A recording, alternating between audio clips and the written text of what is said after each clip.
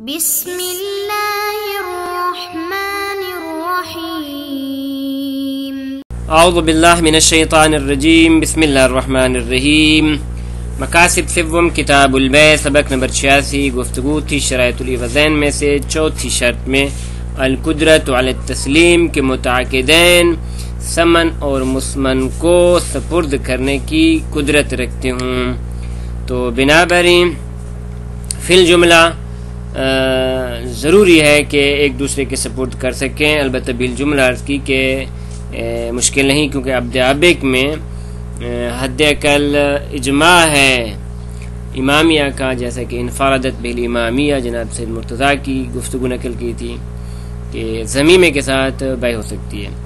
دلیل کیا ہے قدرت بر تسلیم کی؟ اور بھی ادلہ ہیں، ترتیب کے ساتھ انشاءاللہ بیان کر رہے ہیں۔ ان میں سے ایک دلیل اجماع ہے، دوسری دلیل روایت نبوی ہے، اسی طرح لا تبع ما عندک، اور اسی طرح ایک اور دلیل ہے کہ توقف دلیل عقلی ہے، اور اسی طرح ترتیب کے ساتھ تقریباً 6 دلیلیں جناب مصنف نے ذکر کی ہیں، اور ہماری جو گفتگو ہے وہ کس میں ہے؟ تو ترتیب کے ساتھ یہ ادلہ ذکر ہوتی رہیں گی، اجماع، روایت نبی، اور ابھی تک گفتگو ہماری روایت نبی میں غرر سے ہے کہ جناب نے فرمایا کہ نہا عن الغرر، تو گفتگو تھی غرر کے لغوی اور شرعی معنی میں، اور یہ کہ استدلال کیا عام اور خاصہ نے روایت نبوی سے، تو ابھی تک گفتگو تھی اسی میں والظاہر اتفاق و اصحاب نجی۔ تو یہ جو آخری گفتگو تھی ہماری وہ اس بات میں تھی کہ عام اور خاصہ نے اس روایت نبوی سے استدلال کیا ہے لفظ غرر کے ذریعے قدرت علی التسلیم پہ، چونکہ اس میں بعض نے کہا کہ ضروری نہیں کہ قدرت علی التسلیم ہو، بلکہ نہ اگر وصف مجہول ہے تو پھر بھی چونکہ غرر پیش آ رہا ہے، لذا نبوی اس جہالت وصف پہ درد کر رہی ہے، مثلا کمن کیفن، تو اس کے جواب میں انہوں نے ذکر کیا تھا کہ جی نہیں، بلکہ نبوی میں جو لفظ غرر ہے یہ تمام صورتوں کو شامل ہے۔ فرماتے ہیں پہلی جو گفتگو تھی وہ عامہ کا اتفاق تھا کہ انہوں نے یہی مثال پیش کی تھی غرر کی کہ پرندہ کے جو ہوا میں ہے اس کو بیچنا جائز نہیں، اور مچھلیاں کے جو پانی میں ان کا بیچنا جائز نہیں، کیونکہ غرر لازم آتا ہے اس بنیاد پہ کہ قدرت علی التسلیم انسان کے پاس یعنی بائع کے پاس نہیں، اور مشتری بھی ان کو نہیں پکڑ سکتا۔ تو اسی طرح اب فرما رہے ہیں کہ والظاہر اتفاق و صحابنا، ہمارے اصحاب علماء کا بھی اتفاق امامیہ کا الاستدلال بھی لہو، کہ انہوں نے بھی استدلال کے نبوی کے ساتھ لہو یعنی علی شرطیت القدرت پہ، کیسے؟ فرماتے کما یظہر للمتتبع، کہ جو بھی تحقیق کرے گا اس کے لیے یہ چیز مشخص ہو جائے گی۔ اس کے علاوہ وسیجی فی عبارت الشہید رحمۃ اللہ علیہ التصریب، کہ انہوں نے بصراحت ذکر کی ہے، جیسے کہ آگے والی عبارت جناب کی ہے کہ وہ فرماتے ہیں کہ قدرت علی التسلیم پہ یہی نبی درد کر رہی ہے، وکیف کان، بہرحال جیسا بھی ہو، فالدعوی المذکورہ، دعوی مذکورہ سے مراد یہ ہم نے بعض محشین کی بات جہاں پہ فٹ کیا کہ ویلتی افادہ صاحب الجواہر، کہ جناب صاحب جواہر نے یہ دعویٰ ذکر کیا تھا کہ من اختصاص معنی الغرر بصورت الجہل بصفات المبی، کہ غرر کا معنی عمومی نہیں ہے بلکہ اس سے مراد یہ ہے کہ صفات مبی اگر جاہل ہوں تو یہ غرر ہے، لا مطلق الجہل، نہ کہ مطلق جاہل ہے کہ جو شامل ہے تسلیم مبی و عدم تسلیم مبی کو بھی۔ تو فرماتے ہیں یہ جو صاحب جواہر کا دعویٰ ہے مما لا یصعد اللغہ ولا العرف ولا کلمات اہل الشعر، نہ تو لغتاً اس کی تائید ملتی ہے، نہ عرفاً اس کی تائید ملتی ہے، اور نہ فقہا کی کلمات جو ہم نے آپ کے لیے ذکر کیا ان سے کوئی تائید ملتی ہے۔ اب یہاں پہ ہم کلام الشہید شہید اول رحمۃ اللہ علیہ کی کلام کو ذکر کریں فی القواعد، کہ جہاں پہ انہوں نے کچھ قواعد فقہیہ ذکر کیے ہیں، ان میں سے قاعدہ نمبر غالباً 502، اس میں انہوں نے غرر کی تفسیر پیش کی ہے، لذا فرماتے وما ابد ما بینہ، کتنا فاصلہ ہے ما بینہ اس قول کے درمیان جو صاحب جواہر نے نقل کیا ہے کہ غرر سے مراد سورۃ الجہل بصفات المبی ہے، وبین معن قواعد الشہید، اور وہ کہ جو جناب شہید رحمۃ اللہ علیہ نے قواعد میں ذکر کیا کہ ہے سقال الغرر لغتن، کہ غرر کا لغوی معنی ما کان له ظاہر المحبوب و باطن مکروہ، کہ جس کا ظاہر پسندیدہ ہو لیکن اس کا باطن کراہت والوں سے کہتے ہیں غرر. اور پھر فرماتے ہیں قالہ بعضهم، کہ یہ جو ہم نے تفسیر پیش کی لغوی، یہ بعض لغویین نے ذکر کی ہے. ومنہ قولہ تعالی، اور اسی معنی میں خداوند عالم کا یہ قول بھی کہ متاع الغرور، غرور یعنی جس کا ظاہر محبوب اور باطن مکروہ ہو. وشرن، اور اس کا جو شرعی معنی ہے وہ جہل الحصول، کہ انسان اس کو حاصل نہیں کر سکتا، اس کا حصول مجہول ہے. جی یعنی قدرت علی التسلیم والی شرط کو ذکر کریں. لیکن اما المجہول المعلوم الحصول، فرماتے ایسا مجہول کہ جس کا حصول معلوم ہو، جس کا حصول معلوم ہو. مثلا کس طرح، جیسے کہ اس کے آگے آ رہی ہے کہ جی ہاں عبد آبک، کہ عبد آبک اس کا مشتری کے لیے حصول معلوم ہے صفاتی لحاظ سے، لیکن اب حاصل نہیں ہو رہا. تو فرماتے ہیں وَأَمَّا الْمَجْهُولُ الْمَعْلُومُ الْحُصُولُ، فرماتے ہیں وہ مجہول کہ جس کا حصول معلوم ہو، کہ مشتری کو یہ چیز بالآخر بعد میں حاصل ہو جائے گی لیکن ابھی تک حاصل نہیں ہو رہی. اور وَمَجْهُولُ الصِّفَةِ، اور یہ کہ اس کی صفات مجہول ہیں، تو فَلَيْسَ غَرَرًا، اس کو غرر ہم نہیں کہہ سکتے. وَبَيْنَهُمَا، فرماتے ان دونوں کے درمیان، یعنی شرعی اور لغوی معنی کے درمیان، فرماتے ہیں عموم و خصوص من وجہ، نسب اربع میں سے عموم خصوص من وجہ کی نسبت ہے. کس طرح؟ مثال لوجود الغرر بدون الجہل، کہ غرر ہے لیکن جہل نہیں ہے. فی العبد العابق، اس عبد عابق میں کہ اذا کان معلوم الصفا من قابل، کہ جس کی صفات پہلے سے معلوم تھی مشتری کو، اور وہ صف الان جو اس کے سامنے اس کی اوصاف بیان کی گئی ہیں، تو فرماتے ہیں جہاں پہ صفتی لحاظ سے مجہول نہیں ہے لیکن پھر بھی غرر ہے. کیوں؟ اس بنیاد پہ کہ اب اسے حاصل نہیں ہو سکتا، عابق ہے. اسی طرح وجود الجہل بدون الغرر، کہ جہل موجود ہے لیکن غرر اسے نہیں کہتے. کہاں پہ؟ مثلا فی المکیل والموزون والمعدود، ان اشیاء میں کہ جو مکیل ہیں یا موزون ہیں یا معدود ہیں، اذا لم یعتبر، کہ جب ان کا اعتبار نہ کیا جائے اور بطاعتاً اس کو بیچ ڈالا جائے. جیسا کہ مثلا انڈے ہیں تو ان کو مثلا وزن کر کے دیا جا رہا ہے، یا کچھ چیزیں پڑی ہیں، ڈھیری پڑی ہے، اس کو دیا جا رہا ہے. تو فرماتے جہاں پہ جہل تو موجود ہے لیکن مشتری کو اس میں غرر نہیں، مشاہدہ کے ساتھ وہ چیز خرید رہا ہے اور شرعی لحاظ سے جائز بھی ہے.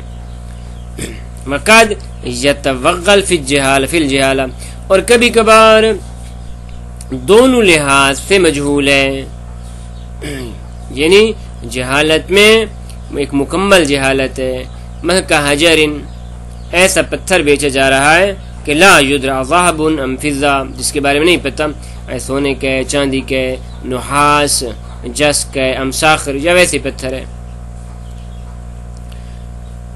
اور اس طرح وجودان معن فی العبد العابق، فرماتے ہیں معنی شرعی اور معنی لغوی دونوں موجود ہیں فی العبد العابق، اس عبد میں کہ جو عابق ہے، المجہول الصفا، اور اس کی صفت کا بھی پتہ نہیں. تو یہاں پہ غرر بھی ہے اور جہل بھی ہے، دونوں موجود ہیں. اسی طرح کبھی کبھار ایسا ہوتا ہے کہ وَيَتَعَلَّقْ الْغَرَرْ وَالْجَهْرِ طَارَةً بِالْوُجُودِ، غرر اور جہل کا تعلق کبھی تو وجود کے ساتھ ہوتا ہے.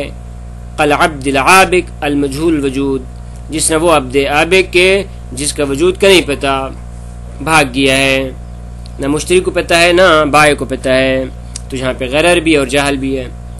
وَتَارَةً بِالْحُصُولِ العبد العابق المعلوم الوجود، اور کبھی کبھار غرر اور جہل کا تعلق حصول کے ساتھ ہے. یعنی اس کا وجود پتہ ہے لیکن قدرت علی التسلیم مثلا نہیں ہے. مثلا وہ عبد عابق کہ جس کے وجود کا پتہ ہے کہ فلاں جگہ پہ موجود ہے لیکن نہ بائع اس کو مشتری کے حوالے کر سکتا ہے نہ ہی مشتری اس کو وہاں سے لے سکتا ہے. وبالجنس، اور کبھی غرر اور جہل کا تعلق جنس کے ساتھ ہے. کحب لا یدری ماہو، جس طرح ایک دانہ نہیں پتہ کس چیز کا دانہ ہے.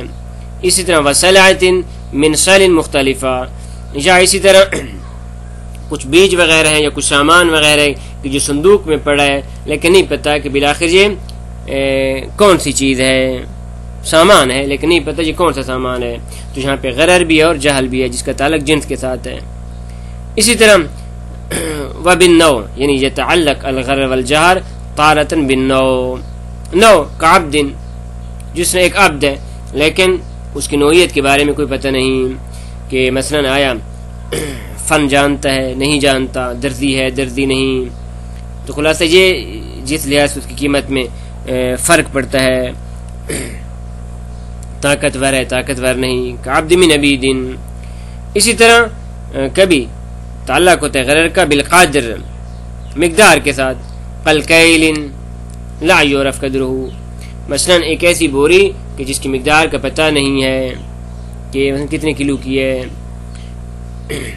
اسی طرح کبھی والبیع الی مبلغ السہم، یا دوسری مثال پیش کریں کہ مثلا بیچی جا رہی ہے ایک زمین کو کہ جی ایک تیر کی مار کے برابر ہے، ایک تیر کی مار کے برابر کیا ہے جی زمین بیچا جا رہا ہے.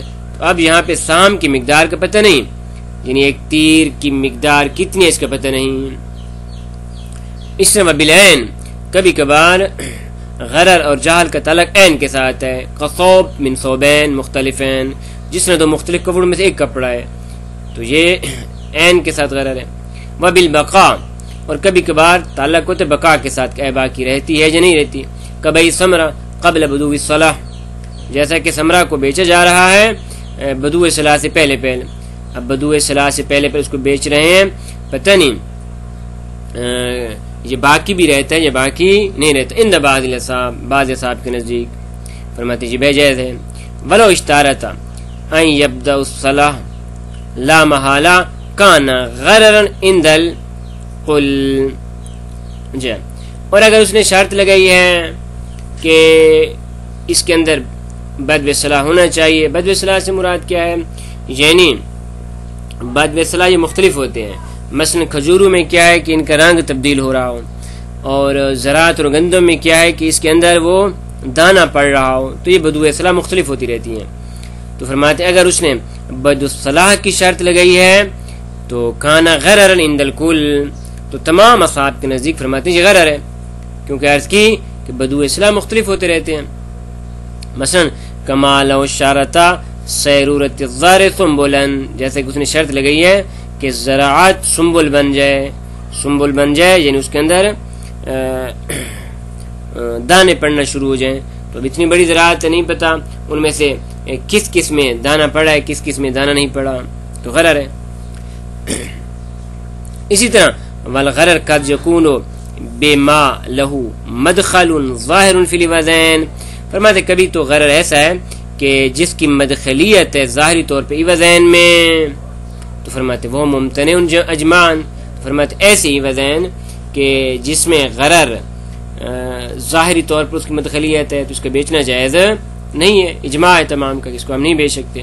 وقد یکون بما یتصام بھی عادتاً، کبھی کبھار غرر ایسا ہے کہ جس میں عادتاً تسامح کیا جاتا ہے لقلت، اس طرح کہ یہ غرر بہت کم ہوتا ہے. کا اس الجدار، مثلا دیوار ہے تو دیوار کے اندر کی جو مثلا اینٹیں ہیں وہ کیسی ہیں، تو فرماتے ہیں اس میں تسامح کیا جاتا ہے. وقتن الجبہ، یا جبہ خرید رہے ہیں اور اس کی جو کپاس ہے روئی وغیرہ ہے اس میں تسامح ہو سکتا ہے. تو فرماتے ہیں یہ اس میں کوئی حرج نہیں ہے. فرماتے وہ معفون عنہ اجمان، فرماتے ایسا غرر کہ جو اس میں صرف تسامح ہے تو وہ معاف ہے.